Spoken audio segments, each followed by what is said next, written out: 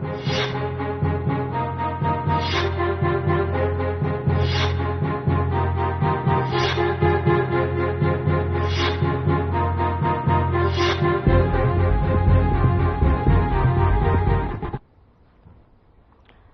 स्वागत है आपका हमारे छत्तीसगढ़ में और मैं हूं आपके साथ सपना दीपक मदेशिया। बुलेटिन का आगाज करेंगे। जांजगीर चांपा में वन महोत्सव मनाया गया। एक पेड़ मां के नाम अभियान के तहत पेड़ लगाने के लिए वन विभाग ने पुलिस कॉलोनी ग्राउंड में कार्यक्रम का आयोजन किया गया। कार्यक्रम में सांसदों और विधायकों को भी आमंत्रित किया गया, लेकिन कांग्रेस के नेताओं ने कार्यक्रम का बहिष्कार कर दिया। आखिर ऐसा क्या हुआ कि कांग्रेस विधायकों ने कार्यक्रम का बहिष्कार कर दिया? देखिए इस रिपोर्ट में।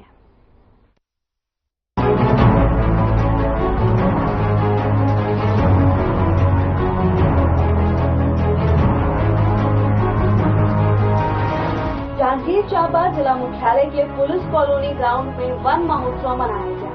छात्र छात्राओं के साथ वन विभाग की टीम ने वृक्षारोपण के लिए विधायक और सांसदों को भी आमंत्रित किया था। कांग्रेस विधायक व्यास कश्यप, शेषराज हरवंश और राघवेंद्र सिंह कार्यक्रम में पहुंचे। इसके साथ ही सांसद कमलेश जांगड़े के साथ पूर्व नेता प्रतिपक्ष नारायण चंदेल भी कार्यक्रम में पहुंचे। स्वागत और सम्मान के बाद भाषण का सिलसिला शुरू हुआ और दीपकों के स्वागत भाषण के बाद बीजेपी के जिला अध्यक्ष और कांग्रेस के विधायकों ने संबोधित किया। तो वहीं विधायकों के बाद पूर्व नेता प्रतिपक्ष नारायण चंदेल ने भाषण दिया। भाषण पर विधायकों ने आपत्ति जताई और कार्यक्रम छोड़कर वापस चले गए।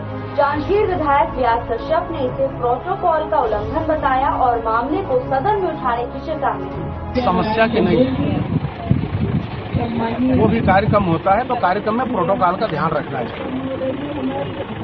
हम सब सम्मानित विधायक एक साथ बैठे रहते हैं और हम लोगों को शासन की ओर से ये कई कार्यक्रम हो गए। माननीय राघवेंद्र सिंह जी ने भी आज एक कार्यक्रम के विषय में हमारी बैठक में भी कहा कि भाई जब प्रोटोकॉल आप मानते हैं, चाहे पार्टी किसी की भी हो, तो प्रोटोकॉल के हिसाब से संबोधन भी होना चाहिए। जब स्थानीय विधायक, कतरा विधायक, पामगढ़ विधायक जब जिनके बोलने का बारी है तो जिनको बोलना है प्रोटोकॉल में भी नाम पहले छपवा दिया करें कि भाई ये अध्यक्षता करेंगे, ये चीफ गेस्ट रहेंगे। आप उनका नाम नीचे देते हो पर बोलने के बाद सार्वजनिक रूप से जब बात आती है तो वहाँ पे उसकी अवहेलना हो रही है। इसीलिए हम लोग ने तय किया तीनों विधायकों ने कि भाई इस कार्यक्रम की सफलता की शुभकामनाएं देते हैं और हमने अपना स्थान जहाँ तक था समय देने के पश्चात हम जा रहे हैं। प्रतीकात्मक एक विरोध है। तो वहीं डीएफओ ने वन महोत्सव के विषय में जानकारी दी और जिले में 3 लाख पौधे लगाने की प्लानिंग के विषय में भी जानकारी दी।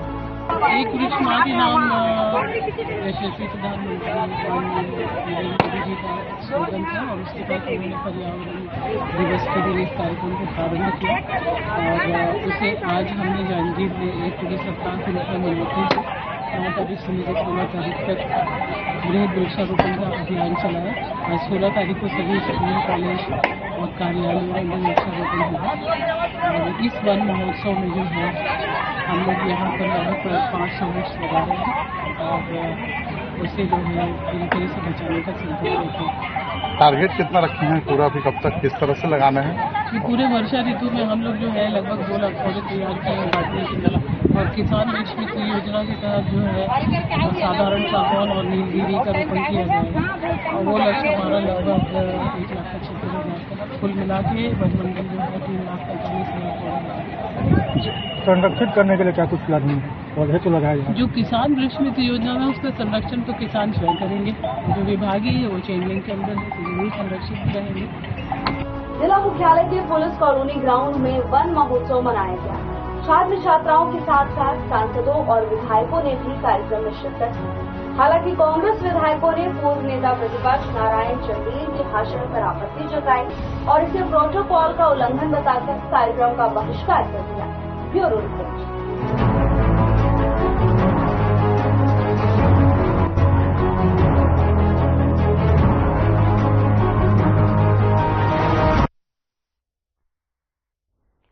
वन वहीं मुख्यमंत्री विष्णु देसाई ने न्यूज सर्किट हाउस में मोर सपना मोर विकसित छत्तीसगढ़ राज्य स्तरीय संवाद कार्यक्रम को संबोधित किया। इस दौरान मुख्यमंत्री विष्णु देसाई ने कहा कि विकसित छत्तीसगढ़ बनाने के लिए विजन डॉक्यूमेंट सभी की भागीदारी से तैयार किया जा रहा है। प्रधानमंत्री नरेंद्र मोदी ने वर्ष 2047 तक भारत को विकसित देश बनाने का संकल्प लिया है और इसे पूरा करने के लिए हम विकसित छत्तीसगढ़ का निर्माण करेंगे। तो विकसित छत्तीसगढ़ का निर्माण करेंगे, ऐसा कहना है। आपको बताते चले मुख्यमंत्री का, जिन्होंने देखिए देश के प्रधानमंत्री नरेंद्र मोदी के आह्वान पर भी लगातार जो है विकसित राज्य बनाने के लिए अब एक अहम पहलू की जा रही है।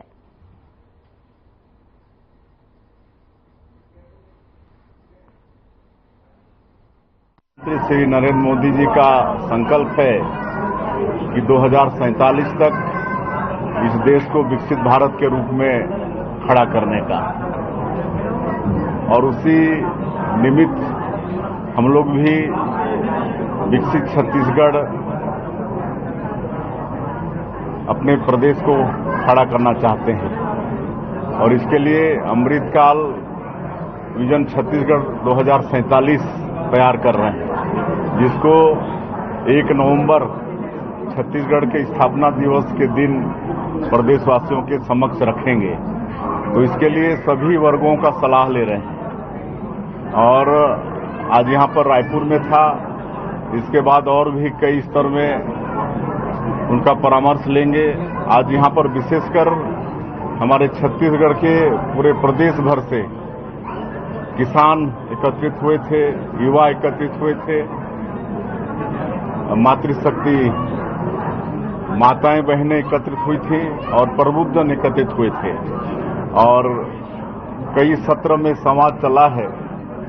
2.5 घंटे 3 घंटे चर्चा चली है और चारों वर्गों के द्वारा विभिन्न सुझाव कैसे ये छत्तीसगढ़ विकसित छत्तीसगढ़ के रूप में खड़ा हो पाएगा, वो सुझाव आया है जिसको हमारा नीति आयोग संकलित किया है और बहुत अच्छे सुझाव आए हैं। जब हम भी आए समापन सत्र में उस समय भी कुछ लोगों के सुझाव आए, सभी वर्ग से बड़े अच्छे सुझाव आए हैं और हम ये कह सकते हैं कि विकसित छत्तीसगढ़ खड़ा करने के लिए इनके सुझाव बहुत महत्वपूर्ण होंगे।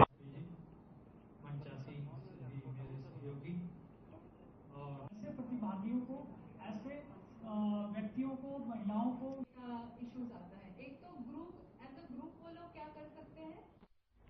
वहीं जांजगीर चांपा में रोजगार मेले का आयोजन किया गया। जिला प्रशासन और निजी उपक्रमों के सहयोग से 8,000 से अधिक पदों पर भर्ती के लिए मेला लगाया गया। इस मेले में जांजगीर और सक्ती जिला के बेरोजगार युवक युवतियों ने आवेदन दिया और इस रोजगार मेले को सफल बनाने के लिए जिला रोजगार अधिकारी जुटे हुए हैं। उन्होंने बताया कि सर्विस और जांजगीर चांपा जिला मिलाकर 1 लाख से अधिक बेरोजगार पंजीकृत है, जिसमें से आज 3,000 से अधिक बेरोजगार नौकरी के लिए आवेदन देने आए हैं। 32 निजी कंपनियों ने छत्तीसगढ़ स्तर पर लेवल और जिला स्तर पर नौकरी उपलब्ध होगी।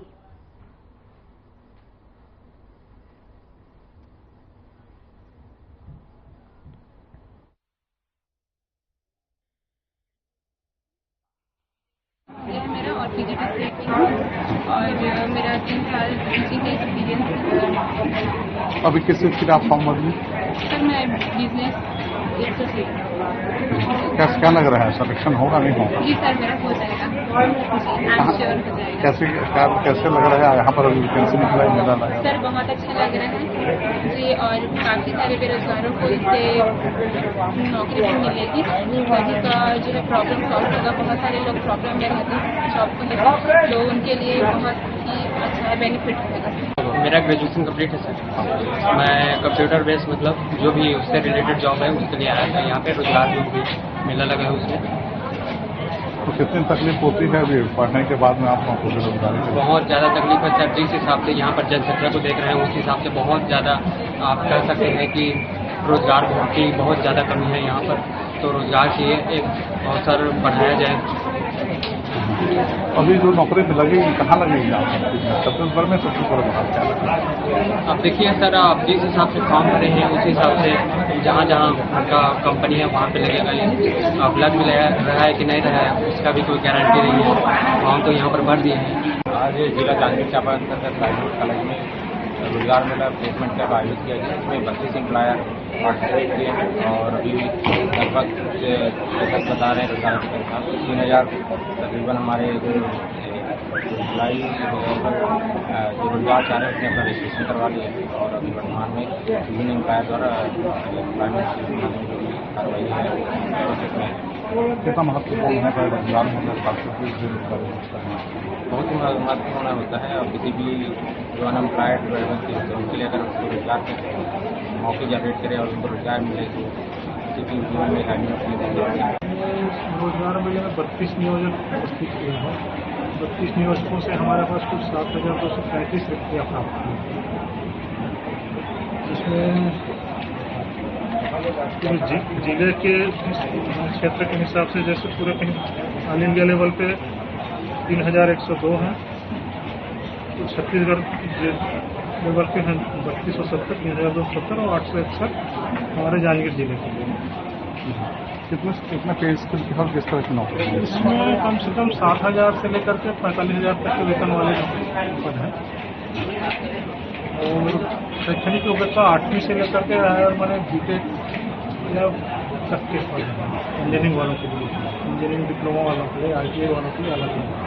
बेरोजगारों की संख्या क्या है अपने यहाँ रोजगार कर रहे हैं पंजीकृत रोजगार कर रहे हैं हमारे यहाँ 1 लाख से अधिक आवेदक रजिस्टर हैं। अभी कितना रुझान है जो नौकरी पाने? रोजगार मेले के प्रति लोगों की रुझान होती है। बीच बीच में हम लोग प्लेसमेंट कैंप भी कराते हैं 2-3 नियोजकों के साथ करके, उसमें ही बच्चे आते हैं। बच्चे क्या है, कुछ निजी क्षेत्र की नौकरियां रहती हैं।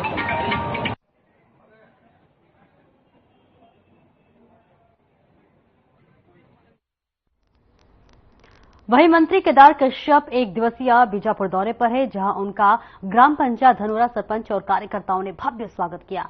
इसी के साथ बस्तर के सांसद महेश कश्यप भी मौजूद रहे। गार्ड ऑफ ऑनर के बाद जिला स्तरीय शाला प्रवेश उत्सव और एक पेड़ मां के नाम का कार्यक्रम सहित विभिन्न कार्यक्रम में हिस्सा लेंगे और इस दौरान इन 25 स्कूलों के स्थानीय स्तर पर नियुक्त शिक्षकों का सम्मान किया गया। नव प्रवेशी बच्चों को फूल माला, मिठाई एवं तिलक चंदन लगाकर मुंह प्रोत्साहित किया गया और इसी के साथ उन्होंने जिला स्तरीय अधिकारियों की समीक्षा बैठक की और उसमें बीजापुर विधायक विक्रम मांडवी और कलेक्टर अनुराग पांडे, एसडीएम डिप्टी और इसी के साथ कलेक्टर, तहसीलदार, स्वास्थ्य विभाग के सीएमएचओ और नगर पंचायत सीएमओ मौजूद रहे।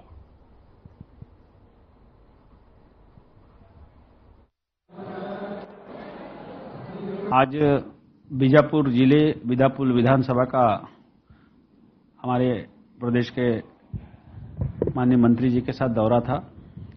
सबसे पहला कार्यक्रम शाला प्रवेशोत्सव 2024-25 के उसमें जिला स्तरीय कार्यक्रम था। उस कार्यक्रम में हम लोग भाग लिए। उसके बाद हमारी भारतीय जनता पार्टी के द्वारा मतदाताओं का आभार व्यक्त अभिनंदन कार्यक्रम रखा गया था, क्योंकि हमारे जो भारतीय जनता पार्टी है विश्व के सबसे बड़े राजनीतिक पार्टी के रूप में पहचाना जाता है। इसके पीछे का कोई कारण है तो सभी हमारे भारतीय जनता पार्टी के जो देवतुल्य कार्यकर्ता और अभी लगातार विधानसभा 7 महीना पहले विधानसभा का चुनाव हुआ, अभी लोकसभा का चुनाव हुआ। बस्तर के सभी मतदाताओं ने भारतीय जनता पार्टी के जो हमारे यशस्वी प्रधानमंत्री मोदी जी के गारंटी के ऊपर मोहर लगाया।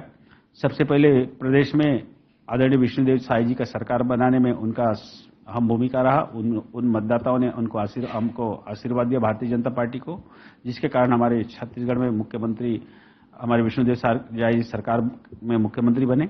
और अभी मेरे जैसा सामान्य गांव गरीब किसान का बेटा को जब यशस्वी प्रधानमंत्री जी ने मुझे बस्तर का प्रत्याशी बनाया, उनका केंद्रीय नेतृत्व ने, और बस्तर के लोगों ने सर आंखों में बिठाते हुए मुझे बस्तर का लोकसभा का सांसद बना के लोकतंत्र का मंदिर संसद का प्रतिनिधित्व करने का अवसर दिया। इसीलिए मेरा भी दायित्व बनता है और हमारे पार्टी का भी दायित्व बनता है कि उन मतदाताओं को आभार व्यक्त करना, अभिनंदन करना। इसी उद्देश्य से आज का कार्यक्रम था। मतदाताओं को अभिनंदन कार्यक्रम। और यहाँ हमारे प्रभारी मंत्री माननीय केदार कश्यप जी के द्वारा जो समीक्षा बैठक भी यहाँ जिला प्रशासन से समीक्षा बैठक हुआ, उसमें भी हम लोग भाग लिए। और उसके बाद लगातार बैठकें चल रहा था। एक तो हमारे डीएमएफ का फंड है, उसके डीएमएफ के विषय में हम, क्योंकि वहाँ का मनोनीत सांसद ही होते हैं, उसके साथ साथ सड़क सुरक्षा का मनोनीत अध्यक्ष के रूप में सांसद होते हैं, ऐसा उसका भी बैठक था। ऐसे 3 बैठकें था, जिसमें दिशा समिति का बैठक था। उसके बाद लगातार हमारे बीजापुर जिले के सभी समाज के प्रमुखों से भी भेंट हुआ। उनका अलग अलग समाज का अलग अलग मांग था और यहाँ के हमारे पंचायत स्तर के जनप्रतिनिधि को भी कुछ मांग था। इस प्रकार से लगातार यहाँ के जो हमारे कार्यकर्ताओं के साथ भेंट मुलाकात था। ऐसा ये आज का कार्यक्रम था।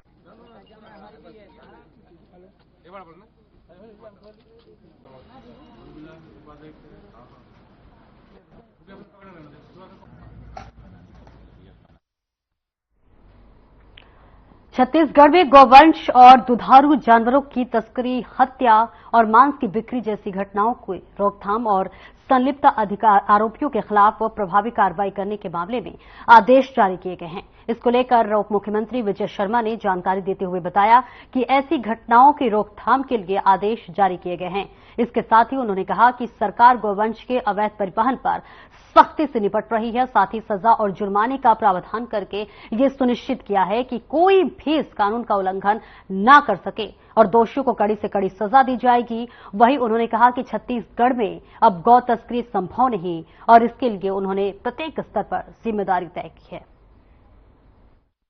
प्रदेश में विशेष रूप से गौवंश के अवैध परिवहन या जिस तरीके से घटनाएं देखते आए हैं, उन सारे घटनाओं के लिए विशेष प्रावधान अभी किस तरीके से प्रक्रियाओं को आगे बढ़ाया जाएगा, इन प्रक्रियाओं का निर्धारण करके विभिन्न अधिनियमों के अंतर्गत प्रक्रियाओं का निर्धारण करके बात आगे आई है। तो मैं इसमें विशेष रूप से कहना चाहता हूं कि अब इसमें 7 साल की सजा और 50,000 रुपए तक का जुर्माना ये निर्धारित हुआ है। जो दूसरा ये है कि बर्डन ऑफ प्रूफ ये अभियुक्त के ऊपर होगा।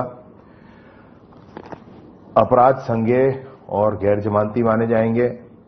सक्षम अधिकारी की अनुज्ञा पत्र के बिना परिवहन नहीं किया जा सकेगा अथवा पूरा परिवहन अवैध माना जाएगा। परिवहन करते समय गाड़ी के ऊपर अलग से फ्लैग्स लगा करके बताया जाए, स्पष्ट किया जाएगा कि इसमें गौवंश का परिवहन किया जा रहा है, ताकि बात बहुत स्पष्ट हो सके। अगर अवैध हुआ, उचित अनुज्ञा पत्र नहीं है और पता चलता है अवैध है, तो जो मैंने पहले प्रावधान कहे आपसे कि 7 साल की सजा है, 50,000 जुर्माना है, गैर जमानती है, संज्ञेय है और प्रूफ ऑफ बर्डन अभियुक्त पर होगा। इसके साथ साथ गाड़ी राजसात होगी और गाड़ी के मालिक पर भी कार्यवाही होगी, यह भी निर्धारित किया गया है। साथ ही साथ इस तरह से काम करने वालों ने जो संपत्ति इस विषय को लेकर के अर्जित की है, वो संपत्ति कुर्क की जाएगी। इस पूरे अभियान को, इस पूरी प्रक्रिया को सुनिश्चित करने के लिए, इस पूरी प्रक्रिया नीचे तक उतरे, इसके लिए जिला स्तर पर राजपत्रित अधिकारी ये निर्धारित किए जाएंगे। उनके फोन नंबर, उनका पूरा डिटेल थानों में भी उपलब्ध कराया जाएगा, सार्वजनिक स्थलों पर उपलब्ध कराया जाएगा, समाचार पत्रों के माध्यम से उपलब्ध कराया जाएगा कि गौवंश के अवैध परिवहन आदि विषयों को लेकर के यह नोडल अधिकारी है और कोई भी इनको फोन करके और इन विषयों की पूरी जानकारी दे सकता है। इन प्रक्रियाओं को, इस प्रक्रिया में हम आगे बढ़ेंगे।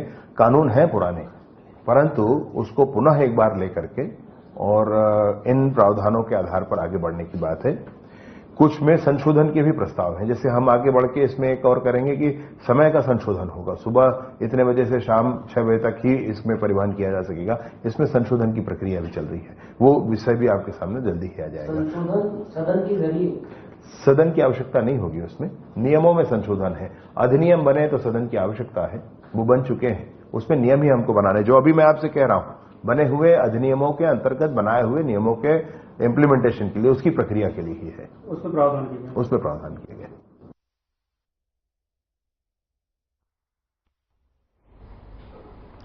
और आगे बढ़ते हैं। दुर्ग जिले के धमधा थाना क्षेत्र में पुरानी रंजिश के चलते एक युवक की कुल्हाड़ी से मारकर हत्या कर दी गई।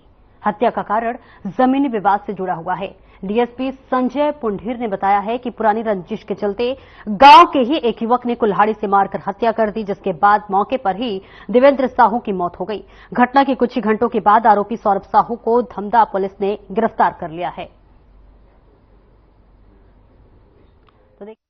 को अंजाम दिया गया है। दुर्ग की ये तस्वीरें दिखा रहे, जहां पुरानी रंजिश को लेकर दो युवक आपस में भिड़ गए। उसके बाद आपको बताते चले कि जिसके बाद धारदार हथियार से हमला किया गया और पुलिस ने देखिए आरोपी को हालांकि गिरफ्तार कर लिया और पूरे मामले की जांच पड़ताल कर रही है। और इसी के साथ साथ ये बड़ी वारदात दुर्ग से सामने आई है, जहां पर दो युवक आपस में ही भिड़ गए। हालांकि क्या कुछ इसके पीछे का कारण रहा है, इसकी तफ्तीश पुलिस कर रही है, लेकिन इस बीच ये जानकारी आपको दे रहे हैं जहां पर दुर्ग में दो युवक आपस में भिड़ गए। पुरानी रंजिश भी बताई जा रही है और इसी के साथ साथ पुलिस अब जो आरोपी है उसे गिरफ्तार कर लिया और पूरे मामले की जांच पड़ताल में जुटी हुई है। कल दिनांक 14 तारीख को शाम को करीब 5:30 से 6 बजे के बीच में एक व्यक्ति की लाश पाई गई थी, जिसकी सूचना हमको थाने पे मिली। थाना प्रभारी तत्काल अपने दल बल के साथ वहां पहुंचे तो गांव के बीच में ही महावीर चौक है, वहां मंदिर के पास में एक डेड बॉडी पड़ी हुई थी। पता करने पर उसकी गांव वालों ने पहचान की देवेंद्र साहू की मृतक वहीं का रहने वाला था। देवेंद्र साहू की डेड बॉडी थी है।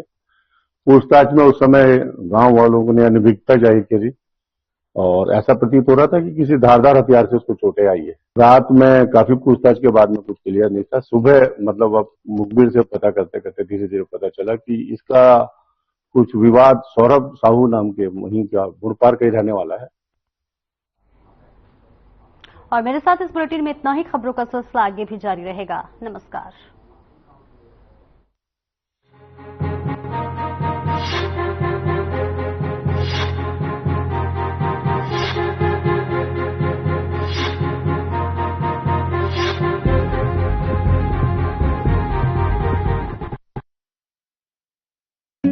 Hey mom, hey, look, I can